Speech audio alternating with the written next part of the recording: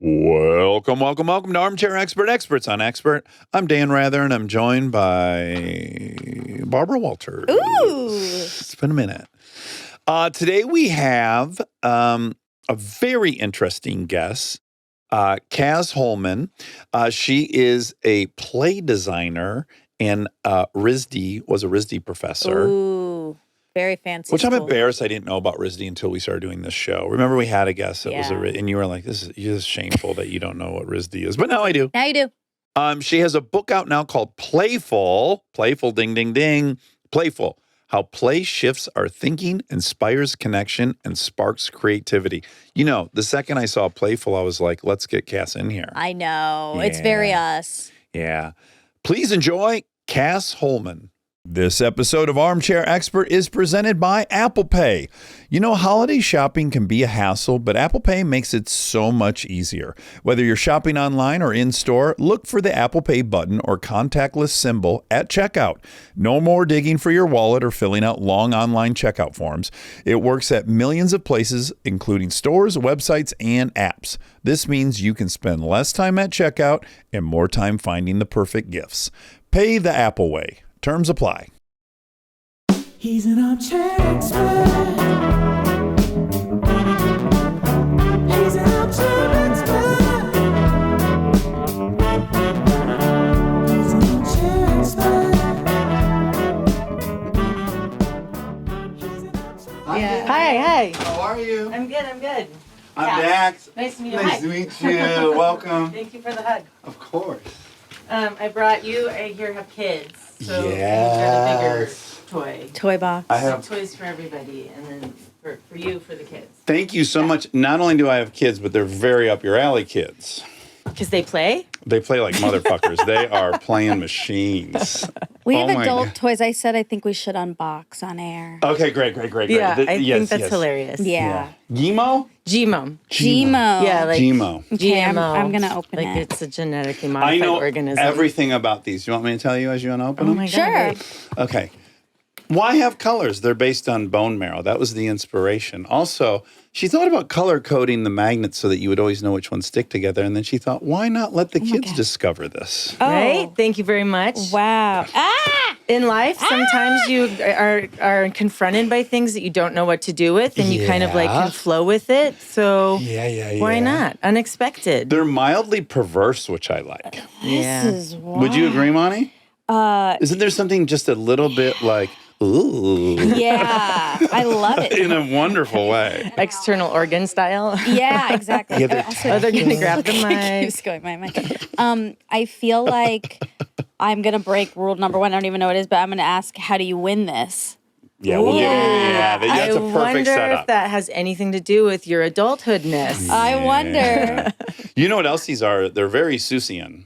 Yeah, they are. I was just reading last night, the places you'll go to, my 10-year-old. Oh, nice. And I was looking at the drawings, and just they're so imaginative and creative, and so they don't resemble anything you're used to seeing, nor do Yeah. they even necessarily make sense structurally. You know, there's Yeah. just there's so much liberty taken by him that's so fun. In his drawings, you can see that he's playing.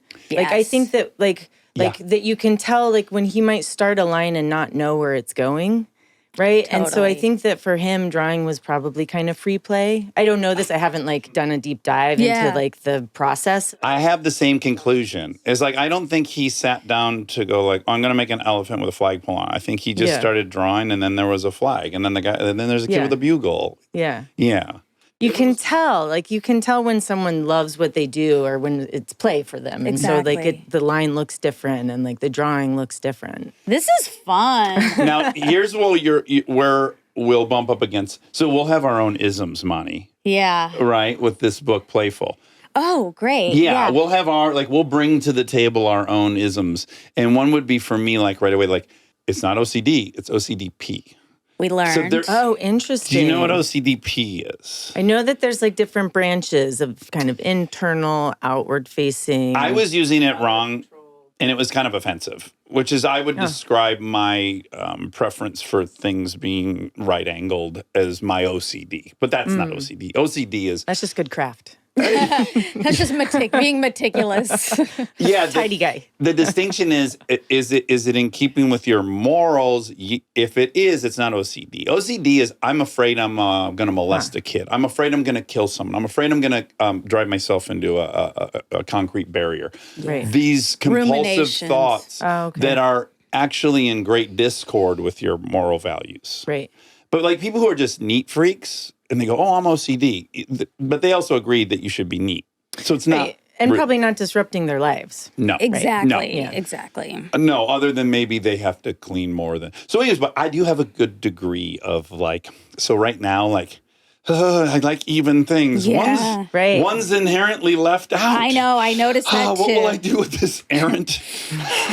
Right. I well, noticed and that's that where. So GMO likes to live in its environment. Okay. So it might that the errant one may go and find something to hang out with. Oh. Right. So like yours grabbed your microphone. Yeah. Oh, I should have let him stay Right, and there. so I feel then bad. I pulled him That off. extra limb gets to find a place and then kind of Yeah. It's a great point. live This there is and become fun. part of its, Yeah. This is dangerous. It is. I'm afraid I'm not going to concentrate on you Yeah. at all. It was Cass. part of like the when I first designed it, there were a few other systems. It was part of like I called it the modular ecosystem.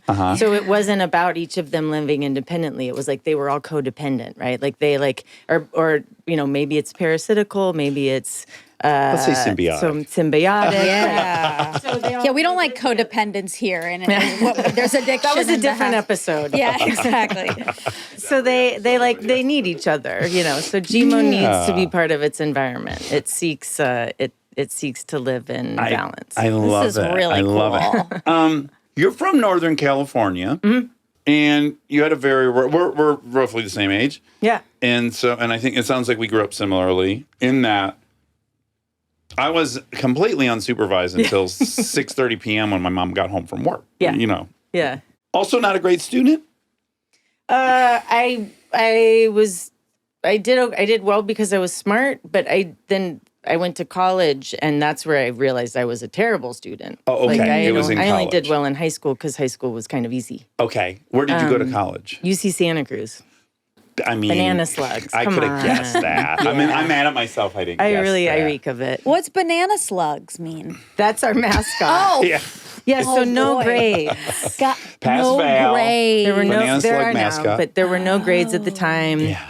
But I still did terribly. Okay. Because I just was study on command. Like I didn't know how to do that. Yes. I was not going to hold still and read a whole book in one night. Yeah. And I just didn't have school didn't in school I learned how to do school. Yes. And then I had a kind of a lack of foundational understanding of how to do rigor, So And what did you major in at UC Santa Cruz? I started in sciences, and Okay. then I dropped out after 2 years because I lost all my scholarships. Okay. And I went and lived in the Galapagos Islands for a year and a half, All right. chasing iguanas and learning about biodiversity. Okay, great. Yeah, just that. Is this where Darwin took the HMS Beagle? Mm-hmm. Okay. And Yeah. did you do mushrooms in the redwoods up in Santa Cruz? Absolutely. Yeah, Part me of why too. I didn't do great in undergrad. Fairy Village. Wait, did you spend time in Santa Cruz? I went up there and bought a half pound of mushrooms, and we spent a few days there. And then my best friend and I did a couple different walks through the redwoods on lots of mushrooms. And Yeah. I was just talking about mushroom journeys with somebody. And I said, I think my all-time favorite of all time was the redwoods in Santa Cruz. It's Yeah. very fun. Lots of really good fairies there who really want to help you have a wonderful time on mushrooms. They do in those trees. No interest in you going to class. No. And those trees are very much involved as well.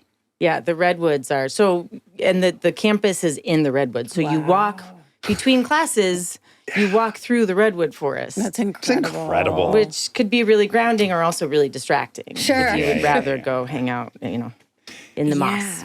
So after Galapagos, where do we go? We ultimately must get a degree because we become a professor at some point. Yeah, I did have to. I think I've kind of adventured my way into figuring out a way to be who I am and also be gainfully employed. Yes. So from Galapagos, I went back to school and was like, I got to figure out, I'm going to finish this. Yeah. I want to figure out what my own thing is. Also because is being surrounded by scientists who were so passionate about the research they were doing and about the work kind of. Yeah. I wanted that for myself, but I was pretty bad at science for the same reason I was bad at a lot of undergrad. Bad at a lot of school. Doing something the same way twice was just not interesting. Yeah. So, so I went back to UC Santa Cruz and eventually finished in fine art, sculpture, and feminist theory. Okay. Yeah. And you leave there, and then do you do graduate school? No, I was a chef Okay. all through undergrad. Oh my God. Okay. I worked in a diner, like literally the diner in the bus station. Whoa. Oh, wow. Flipping eggs. So I'd been doing that Short order. I was a short order cook. Yeah. But then like worked my way up and worked in some really good kitchens, moved to San Francisco, was in a great kitchen, this place called Hawthorne Lane. And they, at my 3-month review came and they said, we want to promote you. And I was like, I quit. Oh my God. Wow. Hey, really hard to pin down. What a life you've lived already. If I was your Is it guidance this? Is it counselor, this? I'd be like, I give up. I don't know. Just Or fucking- your parents. I Like, oh. mean, yeah. I think you had the perfect mom, though, for this journey. It seems from the She's doc. nervous. She's been Okay. nervous from the start. Okay, You okay. know, she's like, she rolls with it and, tries. Yeah. But yeah, she's always worried in a very protective way. Yes. And Right. in ways that are like supportive of me as a human, but also like not supportive of the fact that I was like weird and queer. And the artist thing is hard for poor families. Like Yes, for of course. a family They want who's like, safety. you're smart. We want you to succeed. We want you to do better than we are. Yes. Right? Yes. Like it was all like concern. I just want you to have an easier life. Like this was so many conversations we had. Yeah. Really, really hard conversations with my mom were about like, she just wanted it to be easier. Like even me being queer, she was like, I don't want that for you because your life is going to be hard. Right. Right. Yeah. It's like it would be so much harder for me to live as somebody I'm not. Pretend. Yes. You know. Yeah. The But alternative. for her, she was like her biggest struggle for so many years, having raising 2 kids alone, was like money. Yeah. Yeah. So she was like, both of you are smart, and you're going to go on and have jobs and not worry about money. Yeah. So, eventually, to answer your question of 5 steps ago, Yeah. I thought I have a degree. At that point, I kind of had graduated from UC Santa Cruz. Okay. I walked. There may have been a few things short. I may have had like 2 credits missing, Okay. which was very disappointing. It's not a lot of credits missing. It's not very many credits missing. I still like walked. Sure. Okay. And my mom did notice that in the booklet of graduate, the graduates of 1992 or whatever it was, 94 numbers. There were the graduates, and then she was like, "Weird, where is Cas?" And then there's the like people who will graduate in the winter, whatever. Still not. And then it was seniors also participating. Oh, see. Wow. Interesting. Oh my God. Well, it's rare that you can say someone did a ceremony ceremonially. Oh, true. Like you were just kind of, it was like ceremoniously. pageantry. Yeah. You weren't really Yeah. graduating, but you were participating in the I was ceremony. participating. Oh my God. I have a recurring dream all the time that somehow, I don't know what happened, but everyone graduated, but I forgot to like get some credits I was supposed to. It's a recurring dream. I have the same one. I'm finding out like, oh yeah, they let you walk, but you were supposed to make up 2 credits. And did you both officially graduate? We Yes. did. Yeah, we did. There's no foundation for this fear. It's so weird. I wonder what it means. Well, it's because it's like there's the performance of it, and it often doesn't matter. Right. Like it's like, what does it mean to like go to school? What does it mean to graduate? Right? Like being there is such a big part of it. Mm-hmm. So you can feel like I'm done with this. Like I am just finished with this experience. But that Right. doesn't mean that on the books, like the bureaucratic end is finished. Right. Right. So Yes, maybe yes. this is like a dream. I'm going to go ahead and just take a stab at some dream analysis right Yeah. now for Please do. no reason Do whatsoever. it. Absolutely outside of my expertise.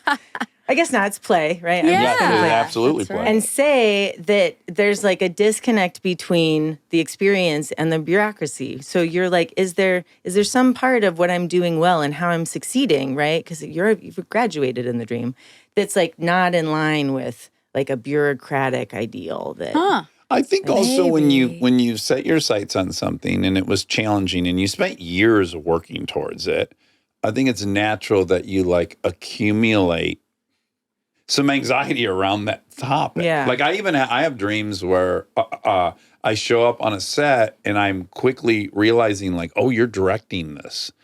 Oh, I haven't read the script. Now, in real Wait, life, is that a dream?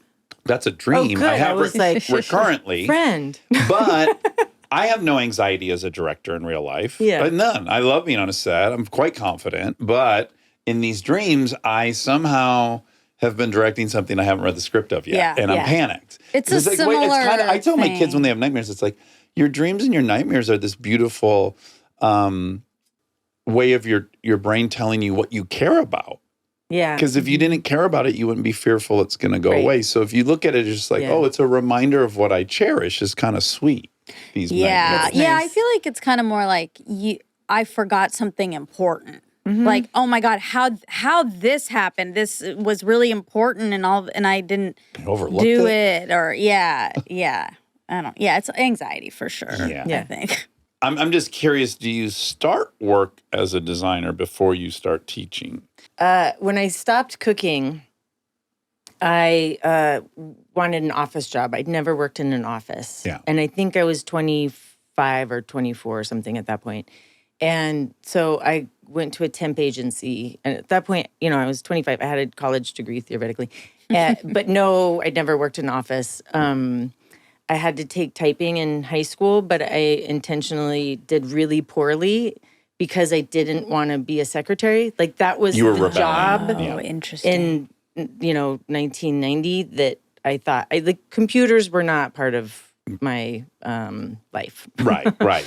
Or like I never imagined typing would be about anything other than administration. So they were like, you don't have any experience with anything. Yeah. Relates to this. Like I had a lot of experience, You're kind of useless to any employer. but I was like, but I have a degree, so office job, right? And so I was able to get a couple of different placements through this temp agency. One was with the AIDS Walk, a nonprofit, and some of the like kind of living in nonprofit world and working with things that were hard. And there were a couple other nonprofits where the work itself wasn't difficult, but like the emotional attachment to what the work was about. Sure. Yeah. I was like, I am too sensitive for this. Like this is, I don't need to cry after a day's work in an office about the work we're doing, the bigger picture of the work we're doing. So I was learning a lot about, what kind of work I could do. And I wound up with this company called CRI. They were a high-end furniture company.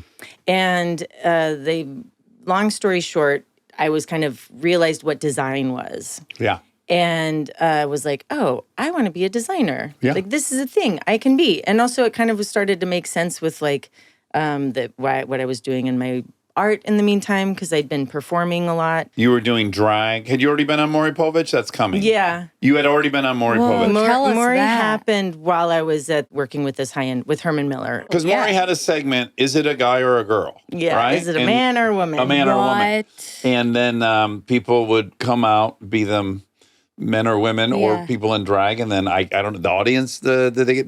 The Who voted? audience screamed. They It's a screamed. man. Okay. It's a woman.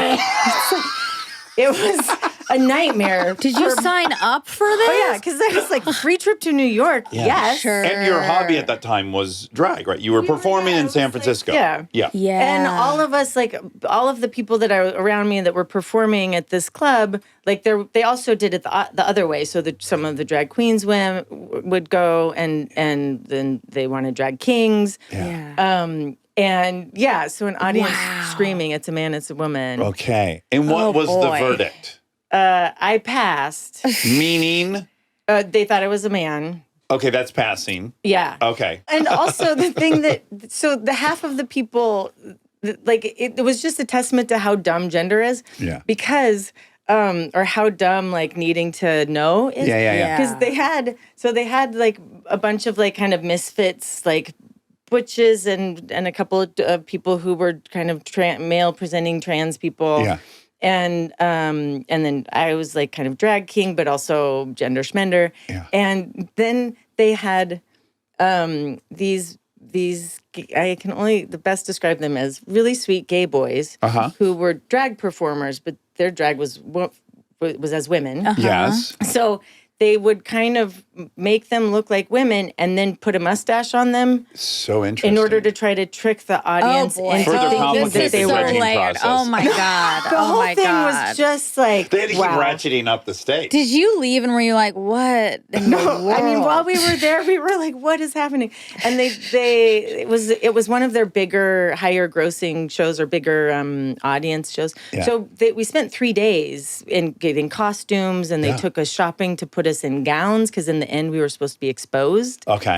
for what we really were. Yeah. It's so 90s. It is so 90s. Oh my God.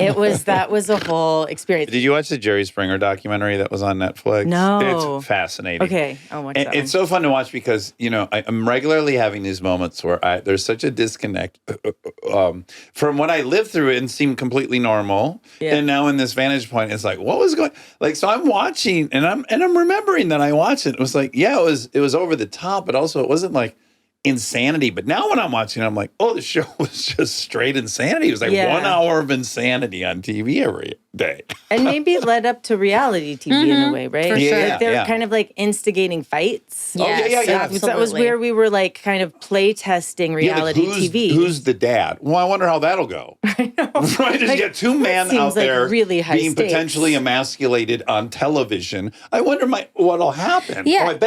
I wonder if they'll fight each other. It's like pre-internet knowing that outrage like sells. Yeah. So they knew early on, and They then stumbled upon now it. But everyone anyways, it knows. would be fun. I bet I would watch the Maury Povich thing and be like, what is going on? But I Yeah. know when I was in the 90s watching it, I was like, oh, fun. I wonder. Yeah, weird. You know. Is it a man or a woman? Oh my Okay, let's God. find out. Yeah. Ay, ay, ay. Yeah, and they didn't want me to originally. They didn't want me to break dance because they're like that's too weird, so it'll be too obvious that Cass you're. is a great break you're dancer. yeah, it's break dancing. Cool. I did the worm? worm. Yeah. And like I had this really dramatic entrance. Yeah. And I didn't know what music they couldn't get my music cleared, so they're like, "We'll just play some music." I was like, "That's okay." Okay, sorry. So- That was just a very fun story I learned about you. So you're at CRI? Yeah. Yeah. And they were very supportive of me going on Maury Povich. They shut the office down to watch, which was I like had never felt so seen. In my, I that's was like, sweet. you want to what? How's this going to go? Because I also was kind of felt like I was having to pass as an office person, or as a business person Sure. in ways, you know? Yeah. Corporate America person. Yeah, Yeah. when in fact, like they loved that, and my friend Lady Sergio and I, who was my drag girlfriend, like we both worked there, so they loved us for who we were, but we were still kind of like, what kind of code switching do we have to do? Yeah, of to course. Yeah. How far can we actually office. live out loud here? Yeah, Yeah. and that was proof, in fact, that I could be All the exactly way. all of it. Yeah, Yeah. Full. It was really, really wonderful. nice. And so when I went back to school, that was for design. So I went to Cranbrook, also no grades, very open-ended. Where's Cranbrook? It's outside of Detroit. It's in, That in Cranbrook. Bloomfield My Hills. sister went to the high school there. Oh yeah. Oh, wow. I know it well. Beautiful. Bloomfield Hills. The campus is gorgeous. Beautiful. Yes. Yeah. And there's just a grad program there that's really Nice. small. It's like really small departments, but very craft based. Like everybody has a studio. Oh, wow. And no classes, no grades. You're just making art and having critique. Wow. Wow. How cool. And like reading groups and things like that. Are you learning the history of like industrial design and all these different things? Is there any history being taught or To some technique extent, or yeah, we and the technique, it was all peer to peer, so very if you wanted to, for example, I had a project that I needed a welded part. Yeah. So I went to a friend that I'd met at lounge. There was a lounge where everybody once a week would hang out. And so I, approached my friend Vivian and was like, hey, will you help me weld these chair legs? And I'll teach you how to make a mold for that weird silicone thing you're trying to do. Nice. And she was like, yes. And so it was all very collaborative in that Wow. way. Yeah, it was great. So you got out of there. At some point, you find yourself employed at a design place, and they're using you as like, let's pull Cas in and get like an off the wall take on this. Yeah. Yeah, that was again where similar to in the other office job, and this was Rockwell Group, a very high end, really successful architect in New York with all kinds of projects. They get to do everything from, I was working on a playground. Wow. And they do hotels and lots of restaurants. Nice. All kinds of projects. Right. And all over the world.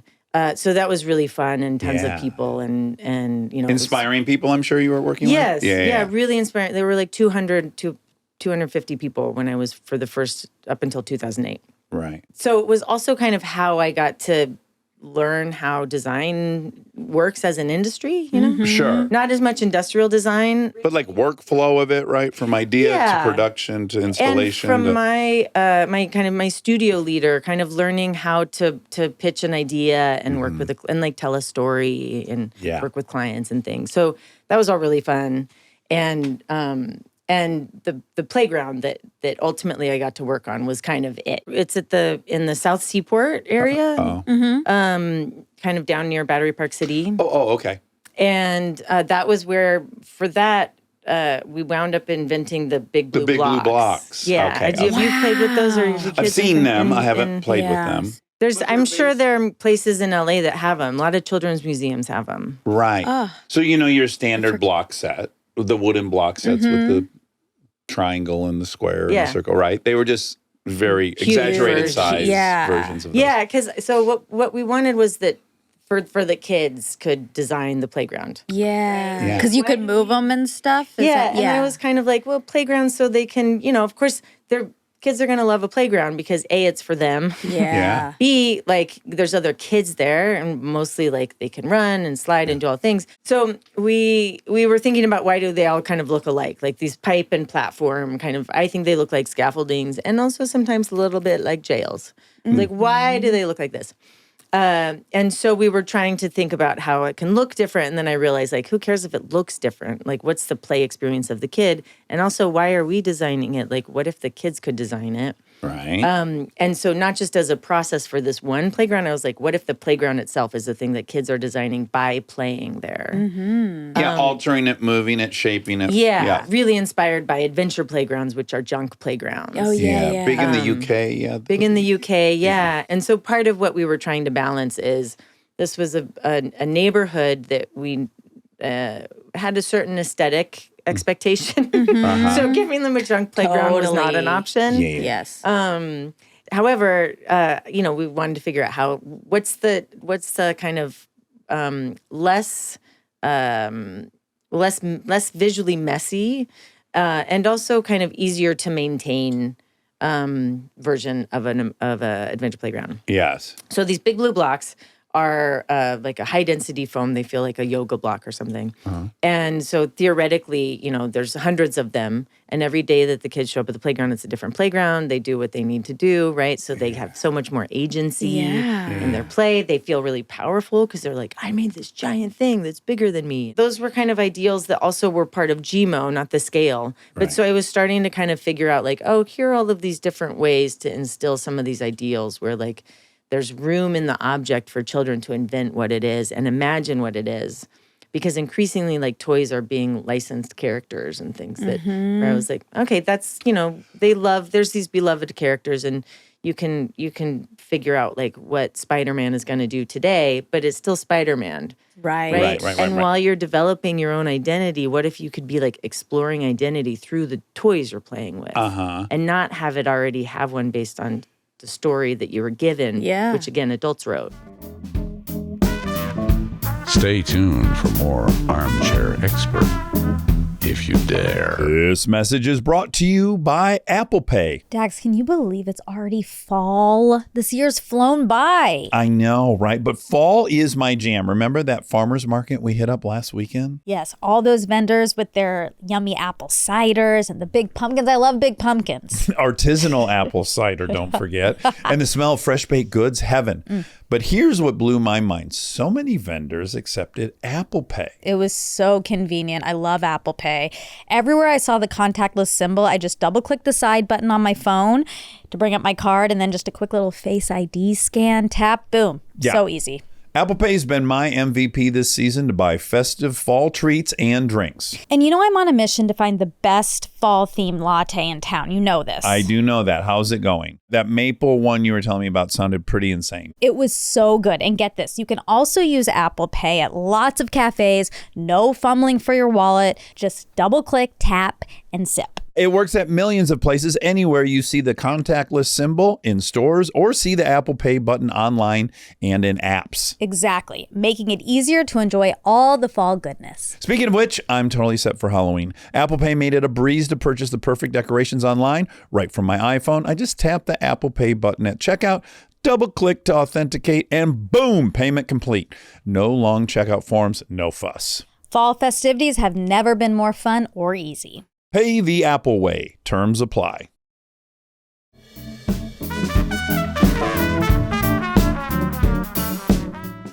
Well, I think Right. this would be a good time to explain, like, this is in my mind where you're starting to form a more cohesive theory on play in general, which is you start thinking, I'm not designing a toy. I'm trying to design something that will facilitate play. Is that a good way Yeah, to exactly. say it?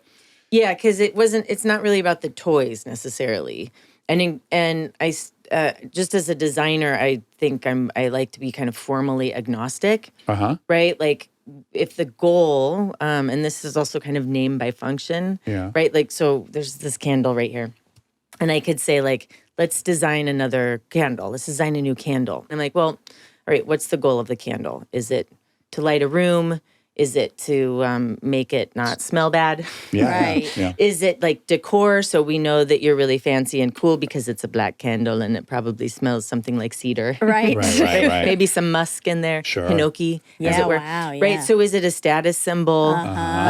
Is it like all of so you can think of like what's the actual function of that candle right now? And so starting from that, instead of starting with like the archetypical way that we do that, which would be candle, right? So if we were to redesign a way to light the room, that might be like, let's put a hole in the ceiling, or like, let's get a bunch of fireflies in here. Yeah, you give a great example Yeah. that you'll say to kids that I wrote down that I like, which is build a car. If you tell kids build a car, we know what they're going to build versus build a way to get to school, Yeah. which is really Yeah, I love fun. Yeah.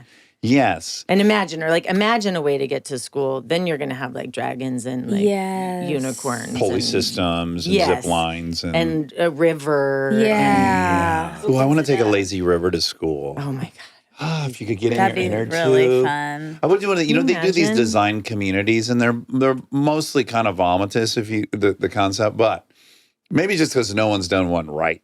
But if the entire way you got through this community was a web of interconnecting lazy rivers, and that's you traveled sounds great. solely That's by lazy fun. river, Yeah. I would buy a home in that design community. Yeah. I understand that. And there could be little like the coffee shop, like everything would change, right? How we got if we wanted to Yeah. get coffee It'd be on the way. docks we- everywhere. Oh, that's so fun. Yeah. I'm such a boring adult because I'm like, STDs. Well, Wait, from a river? Yeah, it happens. They get don't- transported through these lazy rivers in colleges. I It's a think men thing. tell. I think men tell their That's wives amazing. they got an STD from the lazy river, but I don't think that's how they got Guys, it. that's a thing. I love that as you're like, yeah, but STDs. Like at every We turn, you'll be like, can't. oh, should I go? Where should we go on vacation? Well, you know who doesn't have STDs. That's right. That's my Galapagos Island. 0 incident rate of No, STDs. but I do think like that very adult-y, like, well, but what about the Right. risk and what about whatever? It's so Yeah, stupid. and I think it's like the hierarchy of risks, right? Yeah. So there's a risk every time you leave the house. Exactly. Of course, there's risk if you don't leave the house. Yes. And like, are you risking physical harm versus like mental harm? Yeah. Right. If you don't leave, you're safe. But are you safe? Like, then you're going to be maybe kind of sad, and that's not safe. Exactly. Yeah. Yes. Okay, so here's where we get to our first little area where I do want to challenge a little bit of Okay, this. I'm ready. So what I totally love about your approach and what I think is so consistent with all of us as humans is in the best case scenario, we adopt theories and we adopt work strategies to kind of address the needs that weren't not met for us as kids or issues we had personally. And I think our work ends up reflecting a bit of just who we are. So what you scream and what I like is, I'm not a right angle. Yeah. Right? And your work is very much like, don't give kids instructions on how to build this Lego set. And I think that's very valid. And what I would want is for there to be that as an option. But also, there are future engineers, there are autistic kids, there are all these other kids that are like, no, they're fucking right angles. Yeah. So the only thing I worry about is like when anyone shows up with any, and this goes into parenting strategies, classroom strategies, all of it, I fear attempts to unify us, and we're ununifiable, and we're so different. And it's like, so then the challenge to me becomes in a classroom, on a playground, it's like, how do you give the kids who want to, like, so Monica loves following directions, and she said, how do I win this thing, right? That was like a joke, and it wasn't a joke. Yeah. It wasn't. And that's what satiates her, and that's what she really makes her feel safe.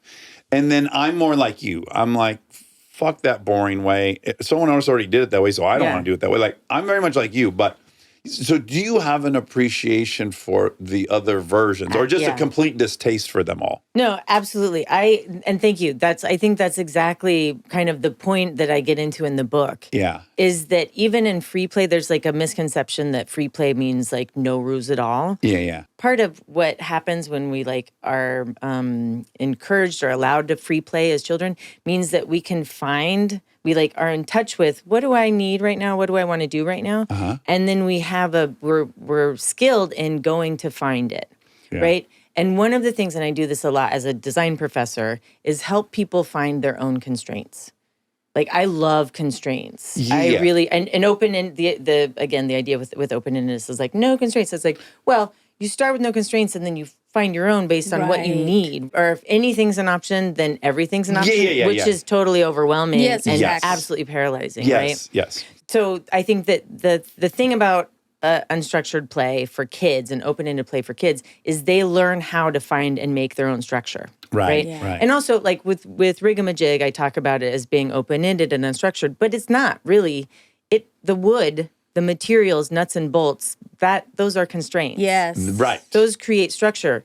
You don't need instructions. Instructions aren't they could be the constraints, but with the case of Rigamajig or Gmo, it is its own. The materiality of it as an object has constraints and it has structure its built limits. in. Yeah, it's got finite options. And especially when there's a system, Rigamajig is a building system. So in figuring out what the system is, you kind of start building something, and then before you know it, you have the beginning of like a card or a monster or like a whirligig. Rigamajig, have you? Do you know what that? Can you see that in your mind? Have you ever seen Rigamajig? No. Should we open it? Well, no, it's huge. Oh. Rigamajig. No, you have a small one. Oh, I have a small one. That's okay. Rigamajig Junior. But you can tell from this hieroglyphic on the side. So, unlike conventional erector sets or these other things, there's no obvious thing that these should be assembled. It's not a puzzle. It's not a puzzle. Yeah. It seems like a very random grouping of shapes and sizes, but there's infinite ways to assemble these. This is what's in the High Line in New York, right? It is. They when we initially launched it, it was like a big pop-up playground, and those pieces, we used. This was such like nerdery that in the end, and it made the project so much harder in a way that I'm like, well, that probably wasn't necessary. But we used beams from one of the buildings that had been on the High. Like we recycled industrial pieces from some of the industry that was near the High Line in order to make these toys. Yeah. So they had, they called them industrial scars. Like you could see the remnants of where a bolt was. Oh, cool. wow. It was Yeah. so, which again is like the imagination Industrial of everybody. artifacts. Yeah. That's very cool. And those are very successful, and they're in That's classrooms and stuff. awesome. And then Rigamajig Jr. is kind of the home version of Yeah. that. And the thing, again, similar to with the big blue blocks, it's too big for one child to use alone. So they need each other in a I way. like that. It becomes Right? social. Yeah. And then when we learn to need each other in play, it's a positive association with help and with Yes. collaboration and cooperation. And sharing credit, learning to share. Like we Oh my made God. this as opposed to I made Yeah, this is kind and of there's good. there's like 2 pulleys. So if you're done if you're not using that pulley, can I use the pulley? I got to go ask. We got to Yes. share resources. Yeah. The world. Okay, I want to get into the book, but I just want to tell you a personal anecdote you didn't ask for. But so I work on cars a lot, and I also build a lot of things with wood. And for sure, my favorite part of any project is like I get to a point where I do not have the part I need. Yeah. And then I start going like, what do I have in my garage? And I start going through drawers, and I'm like, oh, if I put that bolt through there, then that to me is like the euphoria of building. So I'm doing 2 things, right? It's like one is a carburetor has to go together in a certain way. Yeah. And a gasket goes there, but could a Cracker Jacks box be a gasket? Right. The gasket's just cardboard. Why couldn't I, right? Yeah. And that's when I just love it to no end, is when I have to Yeah. improvise and solve it. Even within the framework of the thing has to be structurally sound. Yeah. So I just very much relate to your agenda. Yeah. I love it. Which also, I think, for me, my experience of that moment exactly is easy as boring. Like I could just go and get that gasket. Right. But I'm drawn to, compelled by, and like intuitively, I want to make this other thing work. Yeah. I want to see how many rubber bands I can wrap around it instead of go and get the right, Yes. gasket for this. Yeah. Well, there's like a steam building in that for me, which is like, I can't be stopped. Like even if I don't have the right thing, I will like, so it's very self-esteem building. And flow, right? When you're in the flow of something, to leave to go get that part takes you out of the flow of that you're in it, and you've lost track of time. Yeah. That's also part of what play is. When you lose track of time, you're so immersed in the thing. You're doing it because you love it. Yeah. It's like pleasurable. Yeah. Okay, so your book is Playful. How play shifts our thinking, inspires connection, and sparks creativity. So when this came through, we get an email of the different experts that are potentially guests. And the thing we say most on here is playful. Yeah, Like, we were really? very attracted to playful 100%. people. Oh, nice. I say it all the time, like, I'm here on this planet to play. Yeah. I'll have to do some stuff I don't want to, but my primary mission is to play. Amazing. So you define right out of the gates 12 types of play.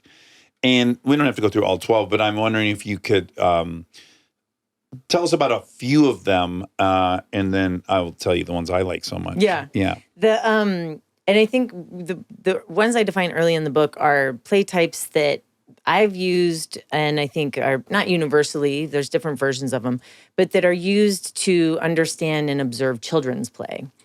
But they aren't called children's play types. They're just kind of play types. Yeah. I think because play most often is associated with children, and the people who work with play are usually working with children. Yeah. And so I had been using these play types, so things like rough and tumble play, locomotor play, creative play, which is kind of building things, pretend play, which is kind of performing or, going into other worlds. We like communication play. And obviously you take part in, but and that's in children's play types, that was probably like social play. Right. And one that's listed that I was grateful for is deep play.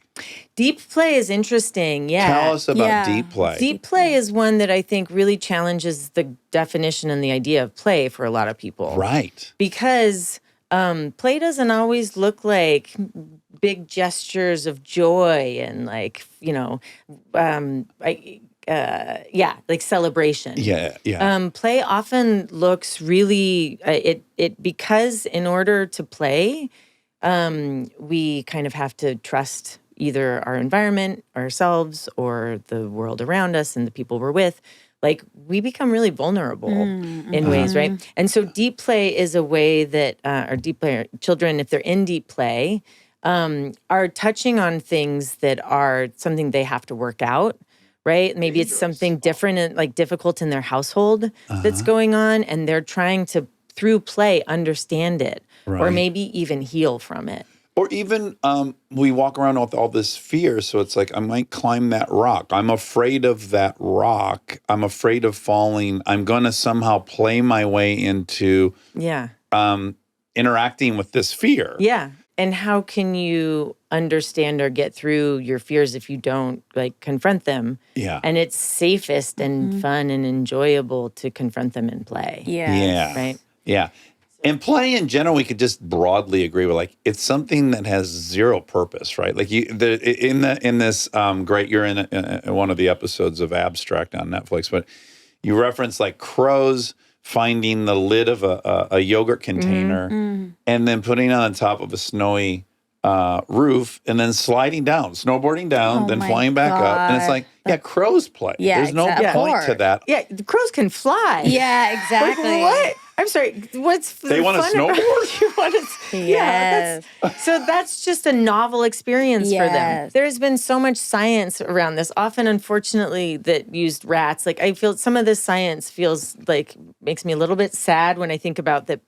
Half of the rats were kind of tortured by being denied anything to play with or having to be alone. While in the other, cages, rats had an enriched environment, which was things to play with. They had each other. They had friends. They're fulfilled, right? So the rats that are alone and don't have toys, They love drugs. they love drugs. Of course they do. They're in trauma. They probably need it. Like Yes. they don't have a drive to survive. They like, you just like bomb, like they don't solve problems well. Yeah. Eventually they stop caring. Like they just don't eat. They don't want to solve the puzzle in order to get the cracker because they don't care. Right. They have no drive to thrive. Right. Yeah. There's a lot of rat studies around this, which Sure. makes sense. And then there have been studies that were about used college students instead of rats. Right. Basically So the it's same thing. A little bit less extreme and not studying the neocortex development in these cases, thankfully. Yeah. But similarly, college students, there was one study by Alice Eisen who she put students in a room for 5 minutes with nothing. You're just going to sit in the desk for 5 minutes. And then in the meantime, another group of students had music and another group of students had music and puzzles. And so those three groups went in and they all did the exact same test in the same way. Okay. And the group with nothing, did 15% less well than the group that had music. The group with music universally did 15% more about problem-solving things. And then the group that had music and toys did like 40% better than all of the groups. So these numbers are going to be absolutely wrong, but something they're close. placeholders. And it's in the book. Yeah. What's the number? Great. And once We'll I write find it it. down, I'm like, good, now it's there. I can forget it forever. Yes. So, but this is just to say universally, just playing with a toy and then before you go in to solve a problem made you a better problem solver. Yeah. Interesting. So there's just like time and time again, we learn ways that play, it not just like helps us have the will to live, but it helps us be more resilient and healthier. And there's all these other physical benefits to even doing play that wasn't necessarily physically engaged. Yeah. So not to make it so adult, but like I guess that's also like role play. Like sexual role play. I think there is a lot of like figuring out your fears through these safe environment, like with a safe partner. Right. I mean, also because, and that's a really good example of, that's a learned taboo, right? Exactly. So I start with the show or talking about the children's play types. And then I realized while writing the book that they didn't apply to adults. What's risky for a child isn't risky for an adult. Right. And adults, developmentally, we just need something so much different from play. Yes. So for that, with that as an example, like we learn to, feel bad about our bodies or feel like we can't, be looked at or this is bad and that's good. So with sexual things, especially like we can play through something we need extra because it's been so ingrained in us, like what it's supposed to be or what it's not supposed to be, Yeah. right? So in the adult play types, there's kind of misbehavior play Oh, interesting. or behavior play in general. Yes. Which you could say all adult play is misbehavior, Yeah. right, to some extent, because Yeah. we're kind of not supposed to play. Yeah. It's like intrinsically rejecting adulthood to play. Exactly, which is in itself kind of misbehavior. Yeah. Right, but with sex, which is like I think one of the primary places that adults play, we need the trust of ourselves and each other and like releasing judgment in Yeah. order to kind of like then get back in touch with who we might be before we were taught that it's weird and gross and shameful. Yes. Right? And forget about it if there's religion involved. Right. Also, I you don't make a meal of this, but I was just thinking about the correlation between when we transition out of children who are expected to play to adults who have responsibilities and perfectionism and all these other obstacles that prevent play. It also is right at the arrival of like drinking, drugs, these other offerings that resemble play initially. Yeah. And I think they become the replacement for play. I think it's a big part of why that thing is so needed for us. It's like it's a Yeah, you're break from the laughing, adulthood. yeah. You're Yeah. making decisions you wouldn't normally Yes. make. You're hooking up with folks you probably, there's a lot Right. happening. And I just think, well, you do wonder if everyone just stayed playing. This is the thing I always like when someone's newly getting sober and I'm trying to put a positive spin on it, I'll say the only thing I can tell you that was the reward of it is like I did return to 12 years old where I was excited just to walk outside, leave my house and like go fuck around in this world. Because I had really just turned that Yeah. all over to show up with a six pack. That does the rest, Right. you know? Yeah, I in the book I tried to kind of talk about how can we, because booze is also a huge part of adults play. Not just that it lubricates play for us, Yeah. right? But I looked at and kind of we studied and we tried to figure out. This is my co-writer and I, Lydia Dinworth, and she's been on your show. She wrote Friendship. Yes. And she's a science writer, so she's really good at like researching and finding and like taking scientific studies and kind of relating Incorporating them. them, And she and I talked a lot about how do we acknowledge like this is an important part of how adults play, and also how can we take the advantages or what is it about that being intoxicated that lets us access play, and how can we get there without it? Yeah. I'm actually in favor of it as one of the options of play.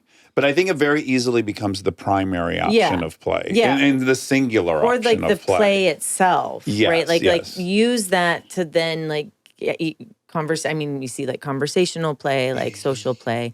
But so what I think my hope is, and part of what I kind of the story I tell in the book is that we didn't forget how to play. Like we all still know how to play. We have just learned to not play. And that's from coming up in school. It's, in general, as like growing up means growing out of playing, right? So if you think about in school, we're told like, hold still, Yeah. act serious. Pay attention. Yeah, and then when you're an adult, part of like I talk about a play voice and an adult voice, and your play voice is like, go do that thing, be silly, like dance because you love this song, and your adult voice is like protecting you, right? But it's Yeah. like, no, you'll look silly, social rejection, like in the Reputational teenage costs. years, Yeah, exactly. yeah. In teenage years, especially when we're really attached to and learn that we like need to be socially accepted to some Yes. extent. And the way that happens is just like so intense that play becomes really shameful for a lot of people. So we have to kind of unlearn all of that Right. in order to to get back there. And I think that what alcohol often does is kind of gets us there. It's like a shortcut to Right. cutting inhibitions. Yeah. Yeah. Right.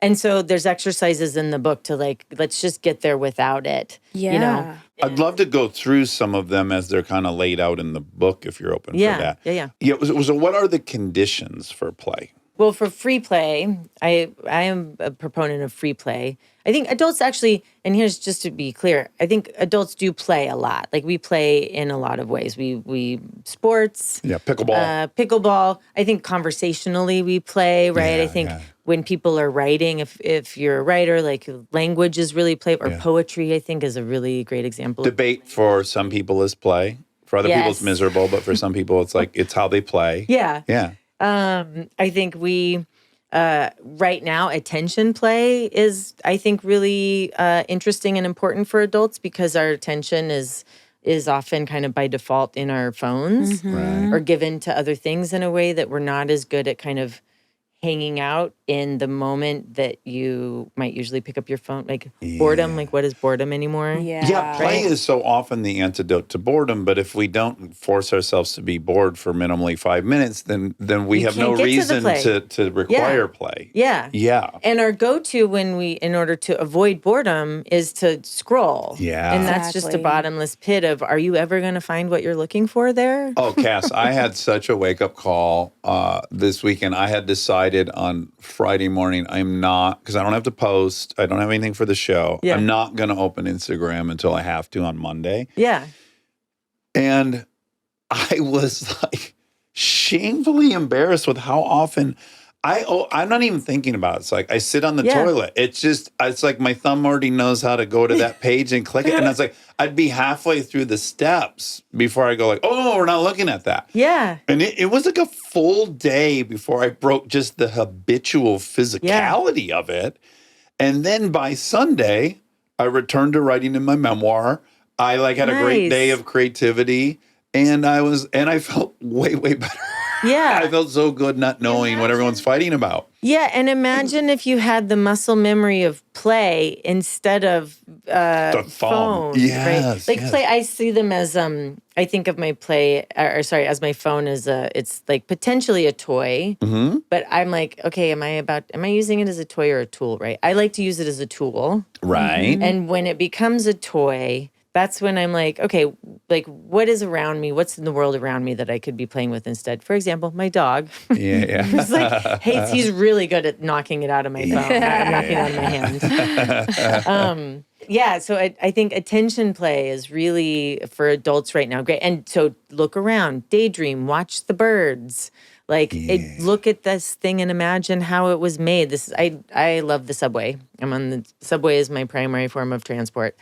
And I don't go on my phone on the subway. Which is, I think it's probably less, increasingly I am the only one. Yeah, sure. Yeah. I'm imagining, where are they coming from and going to? Or how was that thing made? Or what was that person thinking with those shoes? And I'll do a deep dive and try to figure out what's going on. Yeah, you have to create a little story that makes them make sense to you visually, which is very fun. And I think in the bigger picture, if I were to name by function that attention play for me in the subway, it's about reconnecting and feeling connected to the people around me, which for me is absolutely essential for my feeling okay. Yeah. Right? If I were to go and scroll instead, I would be confronted by stories about that it is all the worst and everything is terrible, which things are not great, right? I think we can all agree. So I can go in there and lose all faith in humanity, or I could just look up and be like, here are some people that are having the best days of their lives and the worst days of their lives. I cry on the subway. I love crying on the subway because actually I think the subway is maybe the only safe place to cry, right? Because then you're eventually someone will make eye contact and be like we see each other, and I'm not reminded that I'm not alone in it, Everyone's there and they're stuck there. So we're all here. We're connected, interconnectedness. It's also very good to right size your self-obsession in egomaniacal nature. I do remember we traveled everywhere by car when I was a kid, and my mom, God bless her, she showed us the country on $200. And I'd be sitting in the back of the car and I'd just be watching all the windows that go by as you're driving through Cincinnati. And as a kid, I would just get obsessed with every one of those windows has someone inside. And every one of those people inside has some dream. And there's so many of us. And it's scary. There's something scary about it. And then there's also something that just right sizes your own importance. Which is oh yeah, look at all these windows. All these people have dreams just like you, or they all have these things just like you. And I do think there's something helpful about that. Yeah. Stay tuned for more Armchair Expert, if you dare.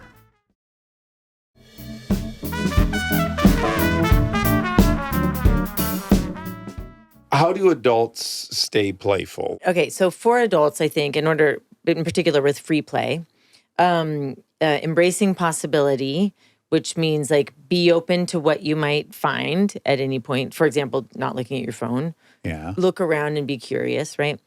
Releasing judgment. So that means Walk us through that one in detail. releasing judgment. So we are our own worst critics. So, and we are as adults, like, again, we came up through school and we were extrinsically motivated, right? We did things that someone told us what to do. They told us how to be good at them, and they told us we needed to be good at them. So our self-value got attached to success, right? So of course, as adults, we're going to be still obsessed with being really productive, which probably means like efficient. You don't waste time, no dilly-dallying. You look at all these efficiency gurus that exist. Oh my God. You know, people like worship these people for getting a lot. And I'm kind of like, what are we prioritizing? Like, to what end? And even like as a problem solving, I'm like, but is that a problem? Right? I'm very often like, these problems we're solving. First of all, today's solution is tomorrow's problem. First, like plastic, cars, like everything that we thought was going to be. So I'm like, we're solving problems that maybe aren't problems, and we don't know, so it's also, I try to keep an awareness of like what we don't know, we can't have like, but we then have these systems that we're a little bit stuck with, So I think being playful and approaching things as play will make us more able to kind of like shift and be agile when they aren't what we expect or when they don't work out the way that we want. Because we didn't create a singular definition of what succeeding would be. Succeeding is, right? Yeah. Or like it has to be this outcome, or it's it's a failure. But I could hear some people listening who have these jobs and they have to turn in their thing to their boss on time because if not, they'll get fired. Yeah. And they're like, I can't dilly-dally. Like, I can't. There's no room for that in this life. Like, what is the response to that? Fuck you. No, because even I get it. It's like we have a show we have to put out at a certain time. Yeah, There's no and time. actually, I think those are the people who often need play the most. Yeah. Because play is not the antithesis. Like, play is a mind. It can be a mindset. Yeah. So you can be doing your job playfully, and lead to different outcomes if that's desired. Right? Innovation comes from play. Yeah, talk about JPL. I think that's interesting. Yeah. So Caltech's Jet Propulsion Laboratory. They at some point were realizing that their engineers that they were hiring were not great problem solvers. And they interviewed them and kind of realized that a lot of them had not been tinkerers. They hadn't like played with stuff. Model airplanes or even just or, like take apart the lawnmower. Yeah. And then try to put it back together, or maybe not, or turn it into something else. So they weren't tinkerers. They hadn't used their hands specifically. Yeah. So they started in their interview process kind of starting to filter out based on, did you tinker? Yeah. But really what that meant was like, did you play? Are you a playful person? Not only did you play as a child, but do you play now? And it's made a huge difference in the success of the, like, how innovative they are, how good they are at problem solving.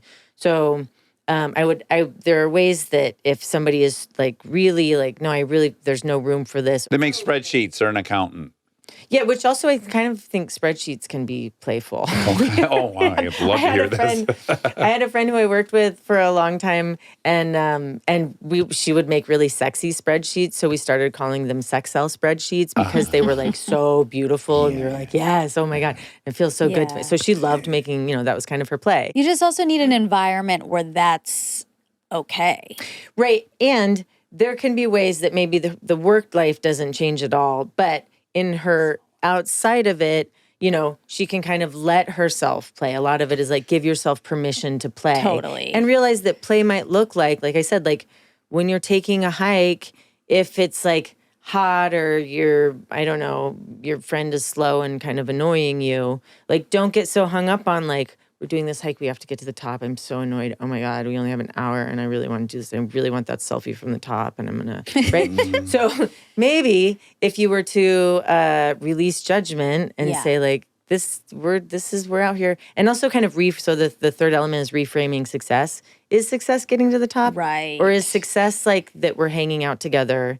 Totally. And so maybe we can just like take our time or like hang out on that one cliff and like throw pebbles at the people coming up the hill. Yeah. You know? Shift the Yeah, goal. yeah. kind Shift the of. goal. Yeah. Maybe even starting with like, we can't fail at this. We got together and we're here. Yeah. Yeah. The failure isn't really even a possibility. This is already a big success. We are being social, and that's essential for our health. It's so natural for adults to be hung up on success because 12 years of really intense time, and then also college, if you did that, where we're taught that success, we're told what success looks like, and our self-worth and our value and our own understanding of our intelligence and competence is wrapped up in a success that someone else defined for us. I think kids early on at the playground, that social hierarchy is really different because it's going to be the kids who are good at play. They are the coolest ones. Yeah, but dude jumps off the top of the monkey bars. You're like, what the fuck? Exactly.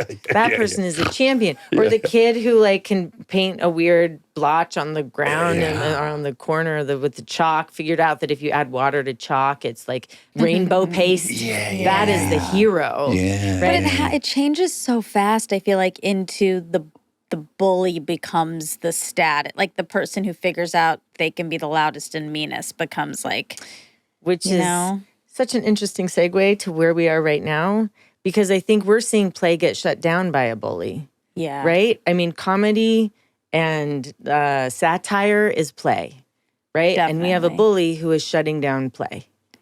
And that to me is like where, first of all, shows the power of play, that play is so threatening that a bully who has the power to do so is going to shut it down. Mm-hmm. And it's also, I think, a way to kind of like remind us that play isn't a thing we do to then be able to be resilient. Like, yes, play makes us resilient, but play actually is the resistance. Like, by playing, we are continuing to like push back on anything that tells us that we need to not be human or need to not be play, right? Yeah, like be ourselves continuing to play is in fact also resistance. Well, this is where you get into Man's Search for Meaning, Victor's book. Esther Perel saying eroticism was the quintessential ingredient that allowed these Holocaust survivors to have lives after it. Like, there's a lot of well-documented social science about, it's not frivolous, it's not extraneous, it's actually what will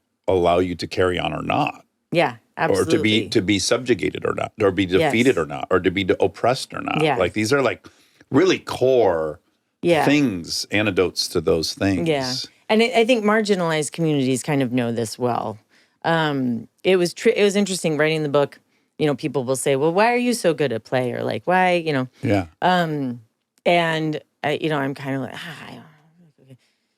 deep dive into like, why am I going to play? Well, as a child, like you mentioned, having a latchkey kid or just like not having adults around. Yeah. So play was all I did. Yeah. But also like I had a tricky childhood. Yeah. And I didn't know it at the time, but like that was how I got through. Yeah. I'm really grateful that I had a really strong drive to play, because I think I would be a really different person if I hadn't played the whole time, like while all of these tricky things were happening in my childhood. Yeah. And I see in my adulthood times that are hard.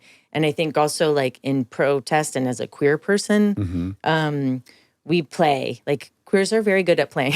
Oh, yeah. Because we have to. And it's how we survival. You'll never go to a resist. better Halloween party than West Yeah. Hollywood. Yeah, they throw the best one on the planet. It's how we resist. You know, I 2 nights ago was at an unprofessional variety show with just like chaotic drag performers and comedians, and all of us like laughing and kind of crying every once in a while, because also it was grounded in like we're all terrified. Yeah. And like just like I needed, like I just like that was, it was I think reminding us all who we are and that we're going to be okay.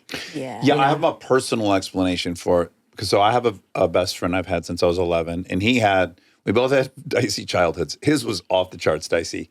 And it occurred to me, like, when he and I have fun, we can have fun in a way that's so elevated I just noticed, like, oh man, Aaron and I can get to a buffet bar and we can be like, we just found a chest of gold, right? Like, Yeah.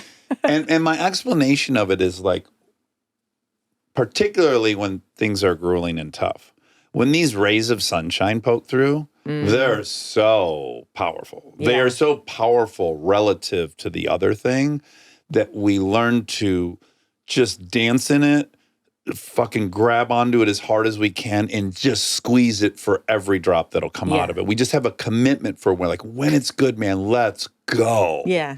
And I think that's part of the recipe. Yeah. Recognizing it and letting yourself. Yeah, and just like, if it's essential, you'll do it. Like, Yeah. that's my explanation of being playful. It's like, it was kind of essential. And then I think the pitch would be for someone who doesn't necessarily need relief to still encourage them to be extremely playful, even if they're not necessarily in deep need of relief. Like, it sounds to me like, given your childhood, you needed some relief. Yeah. And the play was the relief. Yeah. And I think with school, for me, there's like, I needed like big gesture. I needed to be like moving around in my body outside of buildings, like exploring, connecting, like not knowing what I was around to like, and to balance out that like the school, like the buildings, the actual like physical structure that I spent 8 hours a day in was like really just like killing me. Soul killing. Yeah. Yeah. And I still to this day, like I'm a mate when I like, it's a beautiful day out and we like watch kids file into a school. I'm just like, you know. Yeah. And I have kids in my life now. So I'm sometimes the adult who's dropping them off and watching them go inside. And I'm like trying to like feel like this is right. But I'm like, this is wrong. Like, what are we doing? So I have, They might like it.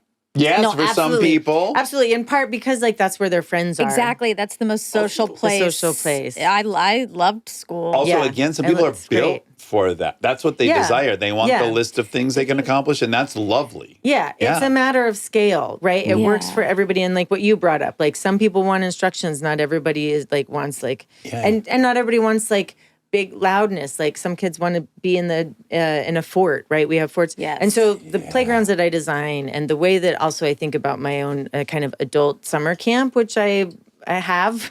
You have an adult summer camp? I have. It's not. It's like so far. We're play testing it with friends and a few groups. We've had a few a year for Yeah. a while. We're getting there. Yeah, Let's yeah, just yeah. say. Last weekend I was playing.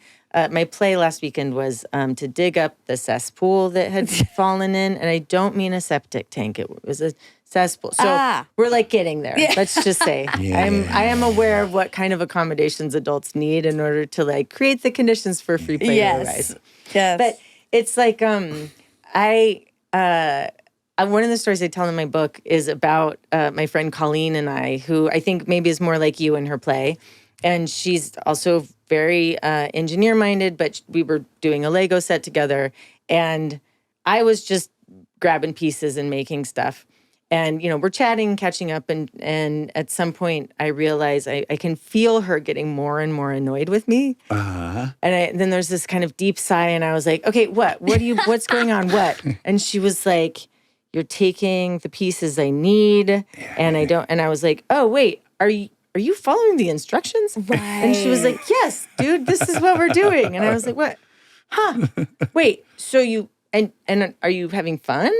And she was Yeah. like, yes, I'm having fun. But it was just like what?